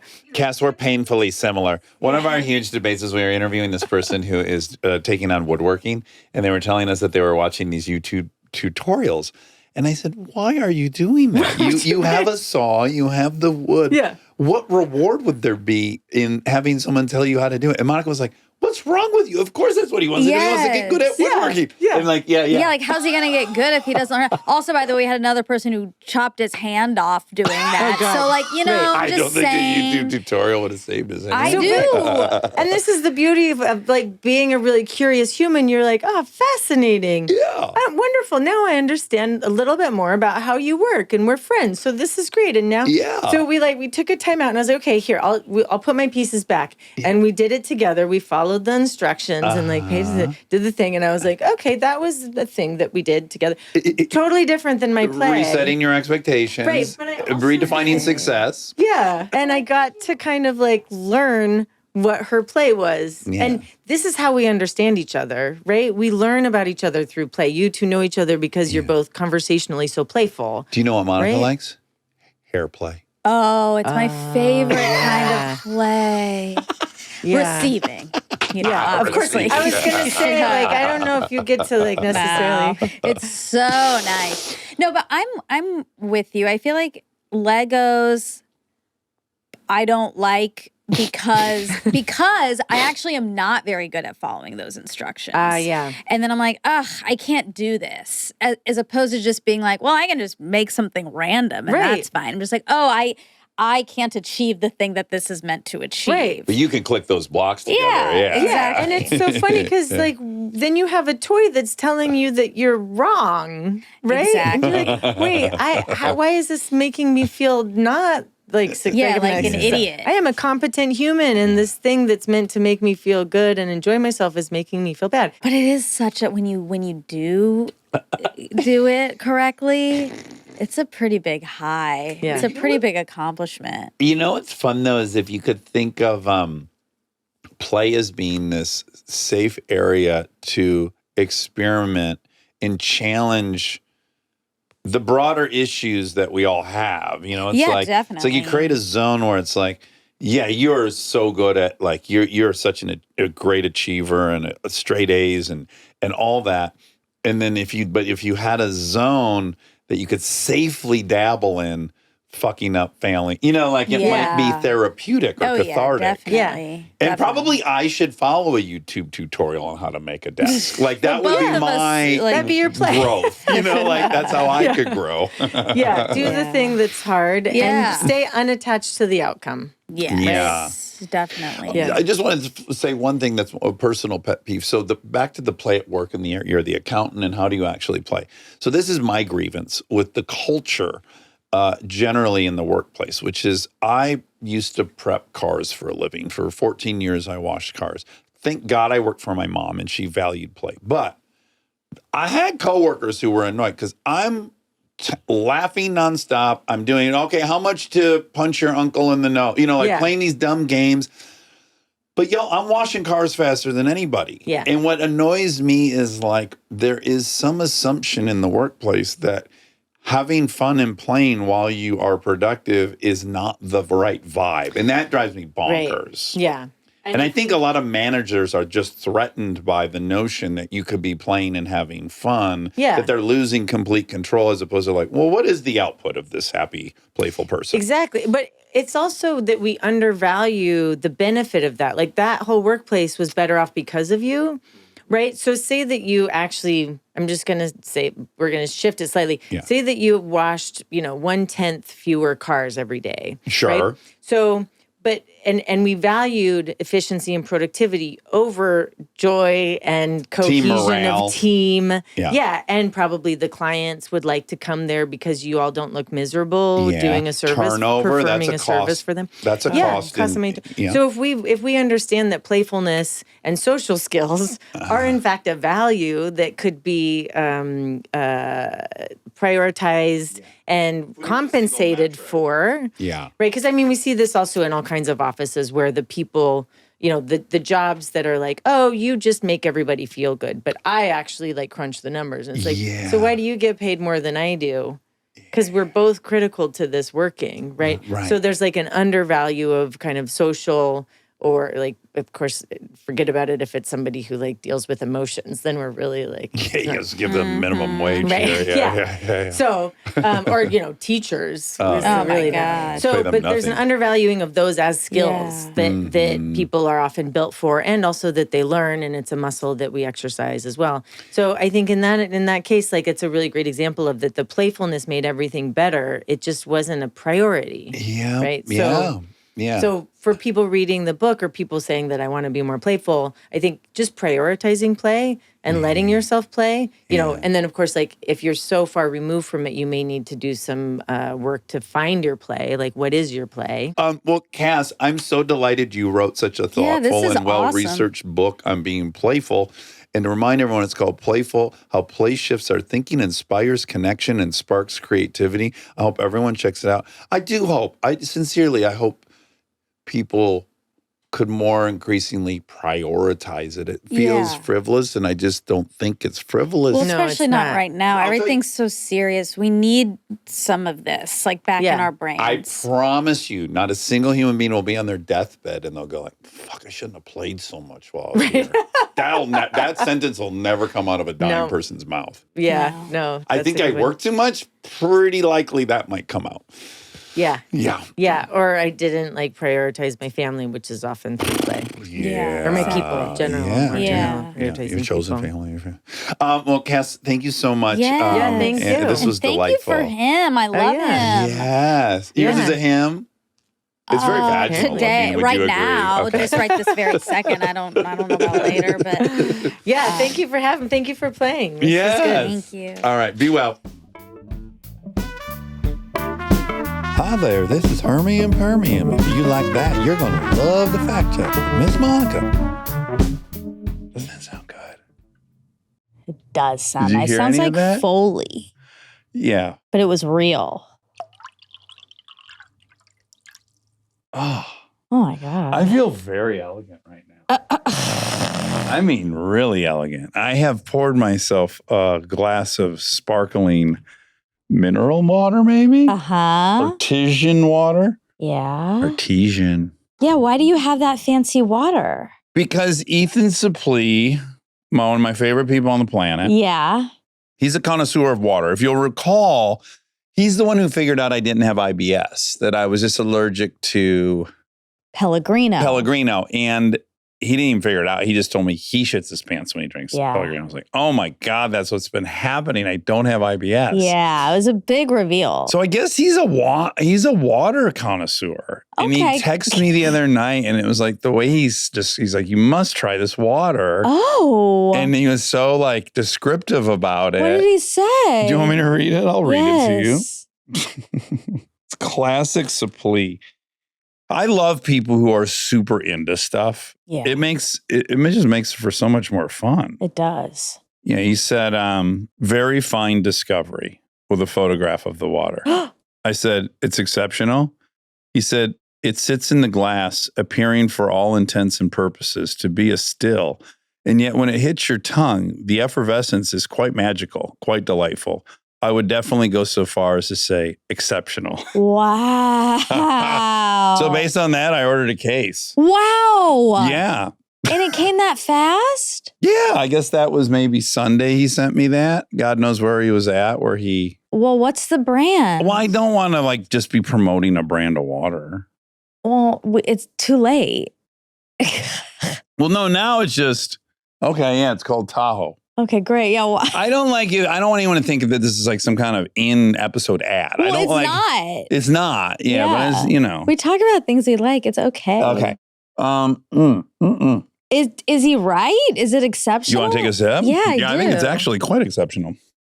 It has like the nicest balance of like the mineral and the sparkle taste, but also very flat taste. Whoa. Mm-hmm. Right? I'm gonna take one more sip. Yeah. Like I think they nailed it with the label because there's something about it that makes me just think silver. It's really nice. Yeah. That's right. You guys want to read the coupon code? That is tasty. It feels like the bubbles are teeny tiny. Minuscule bubbles. How do they do it? Yeah. I don't know. That's why it's called artisanal. Yeah. Have you ever been to like a fancy restaurant where there's a water menu? Yeah, it's triggering. That's why I'm like conflicted by this whole thing. But because it came from Ethan, who's so not snobby, Mm-hmm. I'm in. And also he's an ex-addict as well. So it's like, we can't get super into wine. So here, what we got? We got water. Yeah. Yeah. I love it. You got to geek out about something, I guess. Yeah, absolutely. Okay, so what started off as a very nice gesture. I don't know how this happened, but what Yeah. happened between you and Delta and LeBear shit tea? Okay. We were outside yesterday chit-chatting, Catching up. catching up, and we got on the subject of, gosh, she must have been talking about some sort of stuffy or something. Of course. Maybe Groot. Maybe asked her how Groot was or something. I didn't. I haven't checked in a minute on Groot, actually. But I don't remember. But then TT, your sister, said something about Beanie Babies, and we got on the subject of Beanie Babies. Oh, I know exactly how. There we go. Bingo. Someone brought up Pez. We're going way far back. Yeah. Someone brought up Pez.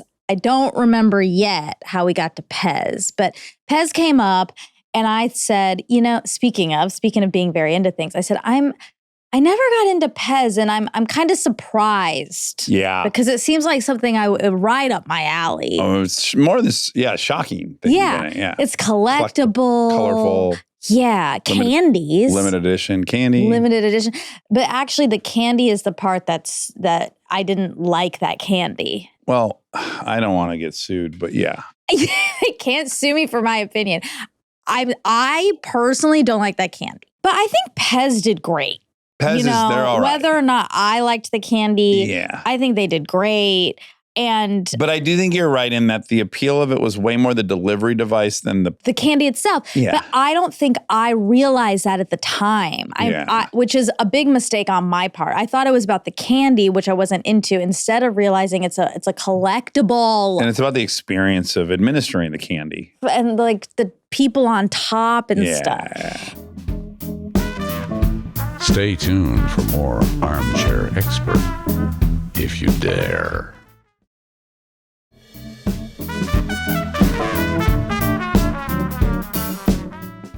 Anyway, so big regret of mine that I never got into Pez. We were talking about that. And so then we were talking about collectibles. And then TT brought up Beanie Babies. Because someone sent me a Pez dispenser for nicotine pouches. That's how this all started. Yes. That's right. And Armchair did. Yeah. Some two cute kids That's exactly how this started. Yep. And she, so then she started talking about Beanie Babies. And then I naturally brought up Liberty, and I said, he's in the garage. And she said, can I see him? I said, of course. So we walked on over.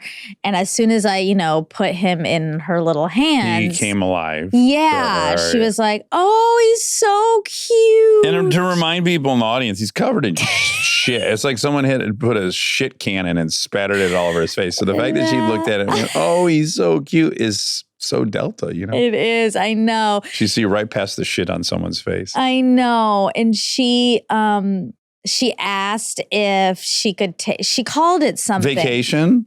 Something like that. She asked if she could take him for a day for something. And I said, of course. And I said, you can take him anytime you want. He's by your house. Like, you can take him.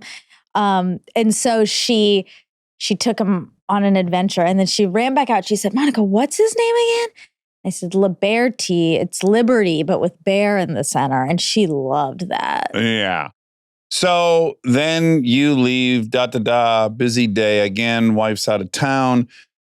She's got her first volleyball game. Yeah. Which is hysterical. She had her first practice of her life on Monday, and then her first game was on Wednesday.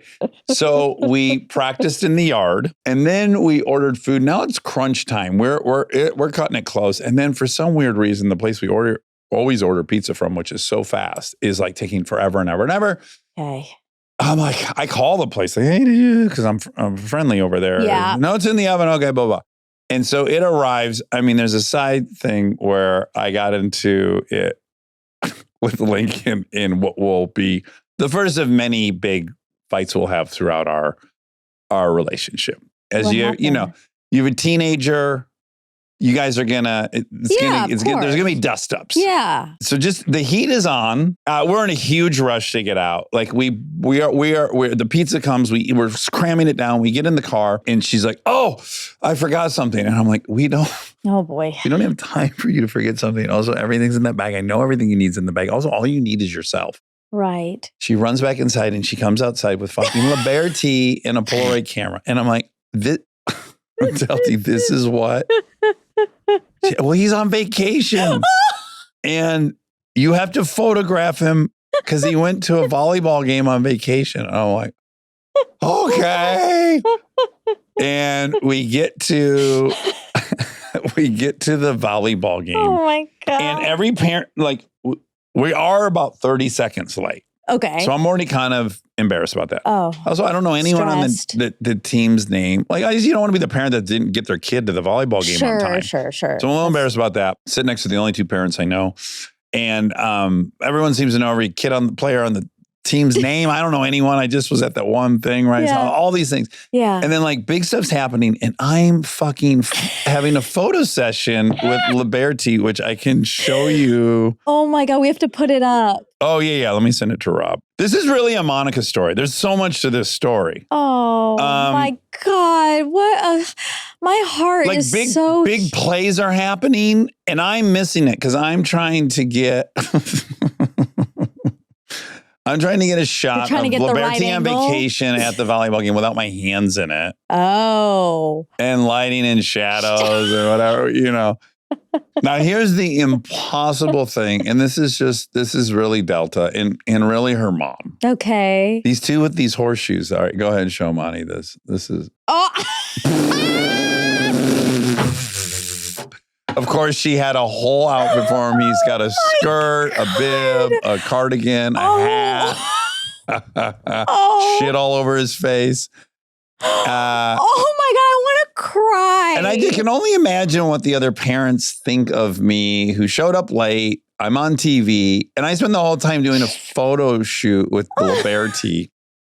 I'm missing huge plays. People are like cheering. I'm like, what happened? Wait, he looks so happy. He's kind of pointing to Delta. That's actually Delta just above. Right there? Yeah, that's her at the front of the net.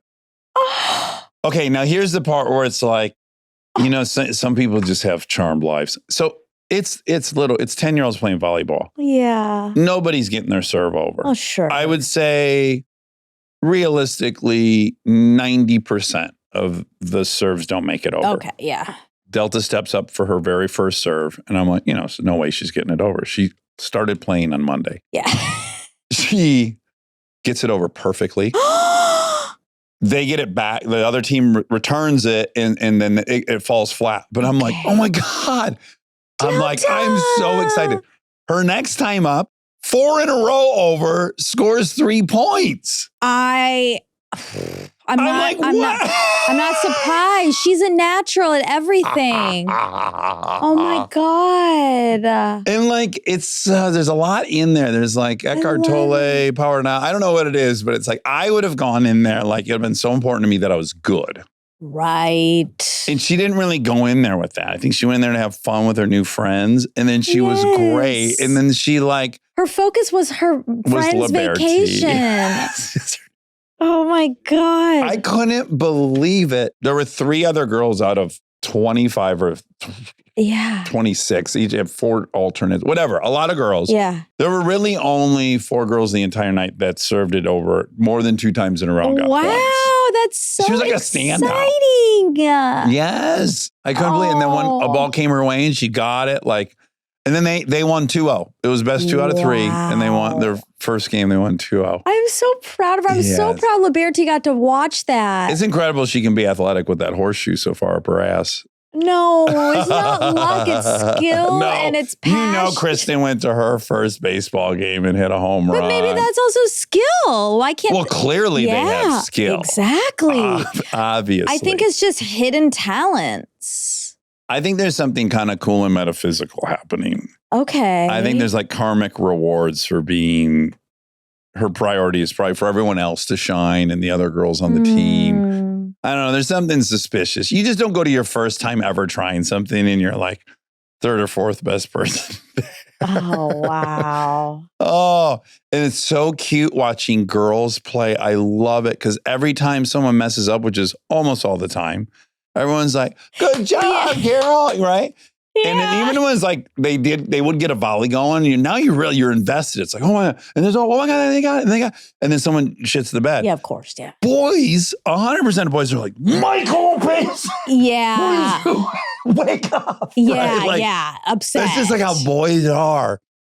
But these girls are so supportive and kind to each other, and everyone left in a great mood, and no one felt bad if they didn't do good. And it was delightful. great. I had a blast at this volleyball game. I cannot wait. First, I was like, oh boy, we got volleyball across town twice a week now. No, I can't wait to go. Oh, exciting. I want to go to a game. Oh, you should. I'll bring Liberty. I bet Liberty is not going to want to miss it. I'm sorry. But Now back to, so that's not even my complaint yet. Oh. So that was the game, right? And then I drive her to school this morning, and Liberty's with her on the seat. And then we get out of the car, and she's like, okay, you'll keep Liberty with you all day today?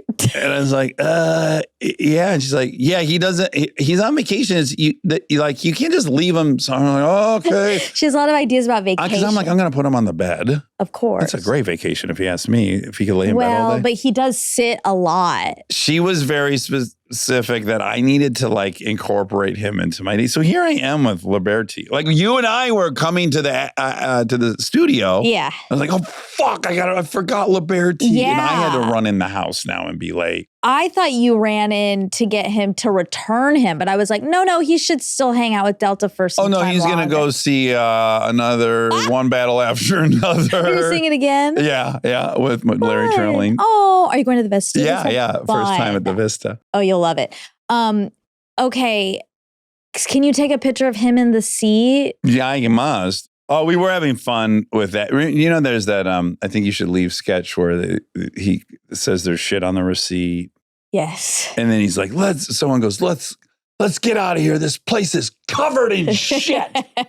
So we were walking into class on the sidewalk and we were saying Liberty is covered in shit. I can't believe the outfit she put him I'm sure he'll be in in. 4 or 5 others before he comes back. I was really not expecting to see an outfit on him. And she made it so quick. I mean, I left at like 2:00 And she's even explaining to me like, so this is Ken's cardigan, but I put it on backwards. It looks more chic backwards. Like, so that was actually in reverse. Yeah, it looked so good. Yeah, he looked great. And a sequins dress. I feel unethical at this point. Bringing him back. Like, I think she needs to adopt him. I think I have to I think it's time for me to put him up for adoption to her only. Well, as the parent who lives in a house with too much stuff, if you want to keep him in here as well, that's also I know fair. I know I understand where you're coming from as the grandparent. Yeah, we just I don't know if we can be tending to yet another. With this attention to detail. Though, like, I'll never be able to unsee him in that outfit, really living like his best life. Can you see if I did get back into show business and I'm walking into pitch projects at like Warner Brothers and I'm entering with 3 or 4 stuffies? I got Gru with me and Lashitty and the whole gang. Say his name properly. Okay? It is kind of funny though. Because last night I also was thinking like, oh, like that was so sweet that Delta wanted to like play with him. And I already had the thought. I was like, she should just keep him. Like, it's, I should give her that. And now you see what kind of steward she is of it. Well, and then this, it's just like fully irresponsible for me to be like, that's mine and just leave it sitting on this shelf when it's living a big life with her. That's kind of what happened with how Bree got Bilby. The dog. Bilby? Bilbo, Mac. Oh. It was someone else's dog that she would babysit. Oh. And she'd be out in a sweater at the beach with Bilby, and the person was finally like, this is... It's not fair. She's doing a better job. Yeah.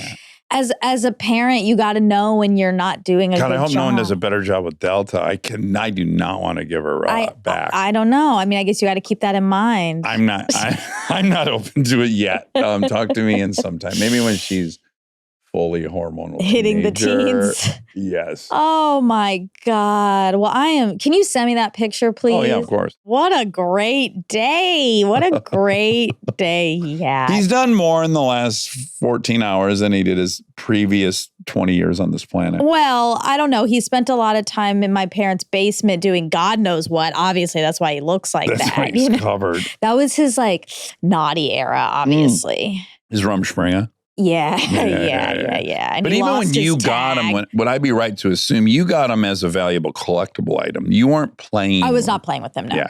No, I was not. So he probably honestly did get more playing in yesterday. Yeah. Yeah. He did. That's a hopeful story. Like, don't rule off that you might have like the most playful In your older years. in the twilight of your life. Yeah.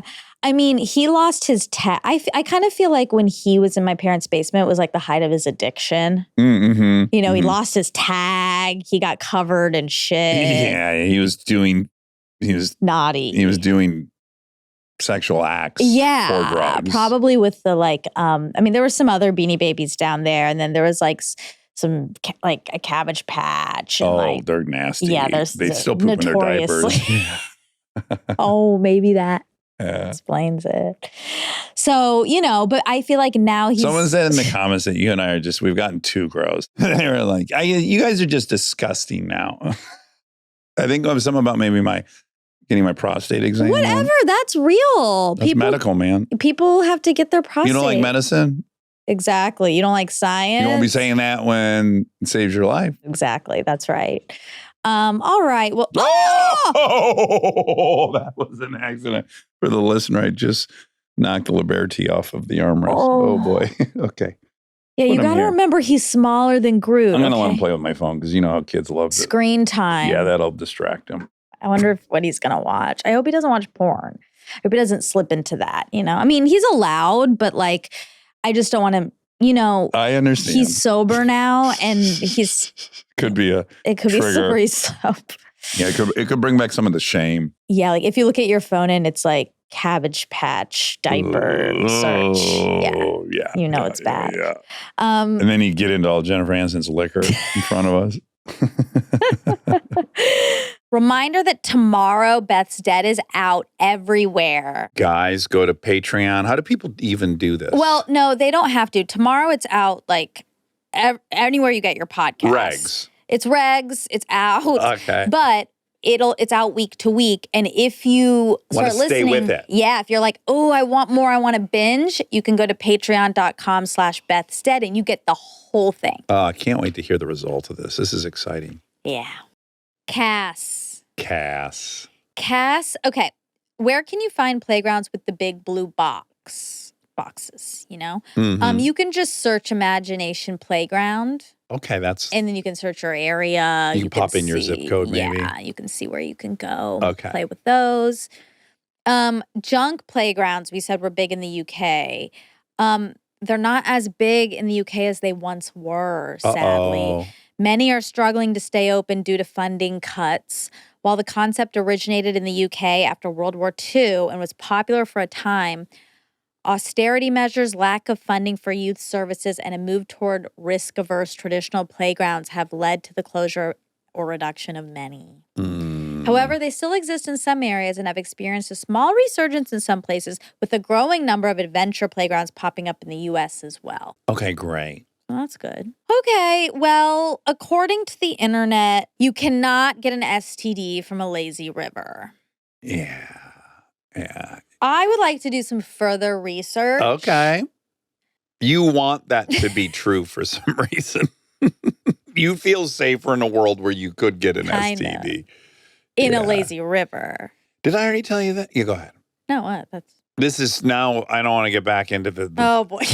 But did I tell you about when I was in the separate. hospital and the doctor said we were in there by ourselves? Wait, what? Oh, no one will like this. No. What? Okay, I'm in there with this doctor. I don't know him. Okay. And he's trying to figure out what's going on with me and my prostate and everything. Yeah. And he says, anything we say in here is between you and I. It doesn't leave this room. HIPAA. And I immediately know where he's going when he says that. Why? And he says, is there any chance you have an STD? And I said, oh, I wish. Yeah. Sure. I wish. But no, it's not an STD. I mean, if you have been in rivers. Lazy river. But as we in- now know, even if I had been in a lazy river, I wouldn't be. You've been in regular lake. Yeah, no problem. I'm going to do some research. Okay. So you'd feel more comfortable. Because I think I even said, I think there's a lot of people that blame STDs on a lot of things that are not realistic, like a toilet seat and a this and that. And then really they've just been hanky-panky. Yeah, it's transmitted through intimate sexual contact. Not sitting on a Not toilet through seat. water. Yeah. I mean, on a toilet seat, though. No, you don't have, if you had a big open gash on your butt cheek Yeah. and then a big dump of the STD was sitting on the seat wet. Yeah. But get real. Okay. That's not going to happen. What if a woman put her vagina straight on the seat Yeah. and secreted some stuff? Mm-hmm. Okay. Yeah. And got the goo on there. Yeah. And then the next person did the same thing. And then the first person had an STD, that you'd get it. If it was woman to woman and the second woman also rubbed her vagina all over the seat, Yeah. maybe. But a lot of these STDs, when they get airborne, they die. Yeah, it's fat. It has to be really fat. Yeah. So, I mean, you're talking about two women grinding on the outside of the toilet. Yeah. Yeah. Yeah. Ew. Yeah. I mean, I'm just saying I don't- it could. And I don't want to generalize, but I don't think it's a ton of women claiming they got an STD from a toilet seat. Again, I think it's more men, and I don't think they have a vagina to rub on there. Oh, they're saying it because they cheated. Exactly. Oh my God. I don't know, hon. I must have got it at the urinal. Oh, that's, yeah. Oh, you didn't even know where I was at from the whole beginning of this No, I conversation? did. Oh, you did? I did then, but yeah. Now you're really. Yeah. I don't know, hon. I went in a lazy river. First of all, when did you go on a lazy river? Oh, no, My golf trip. birthday. I mean, maybe. Okay, so TBD on that. Oh, On that well, fact. okay. No, I have to deliver the correct facts, and you can't get it. Yeah, you don't want to get sued by a lazy river manufacturer. But I also don't want to get sued by someone who did get one in a lazy river. They didn't. There's chlorine in there. They got a swimsuit on. It does say chlorine. Yeah. Okay. Oh, fuck. There Okay. was, I remember when I was younger and herpes was all the rage. Yeah. Because herpes really hit All the the scene in the rage. 80s. That's where it was Yeah. like all over the news, this new thing, herpes.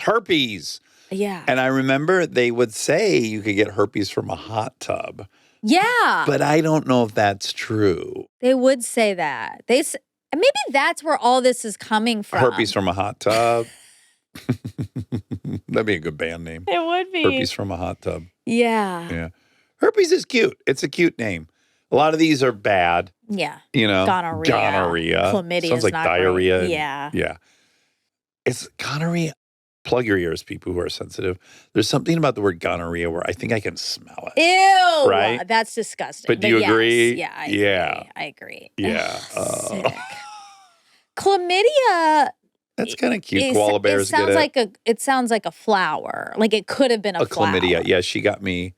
I She got her me a bunch dozen of chlamydias. Beautiful. Yeah. Syphilis. That one sounds rough. Syphilis. Syphilis almost is an onomatopoeia. Uh-huh. And have you seen what happens to have you seen the skulls from the people who died of syphilis in the 16 and 1700s? It eats away all the frontal Brain? White matter? the bone. It eats, it's all like, it looks like, not even Swiss cheese, like termites. Ew. Yeah. It's rough.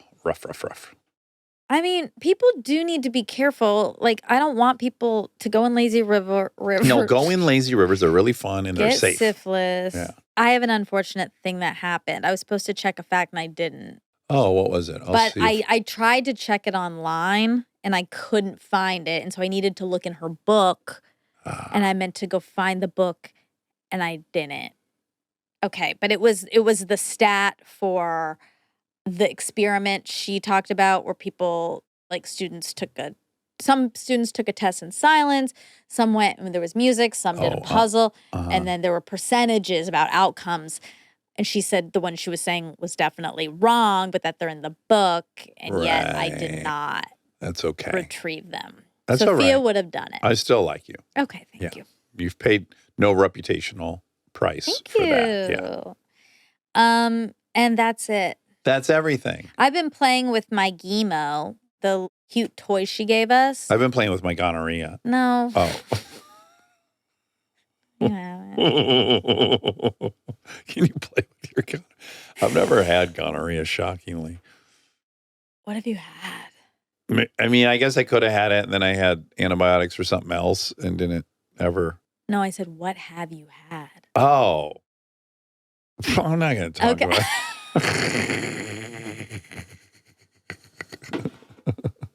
I'll only tell you stuff I haven't had. Okay, that's it. All right. Love you. Love you.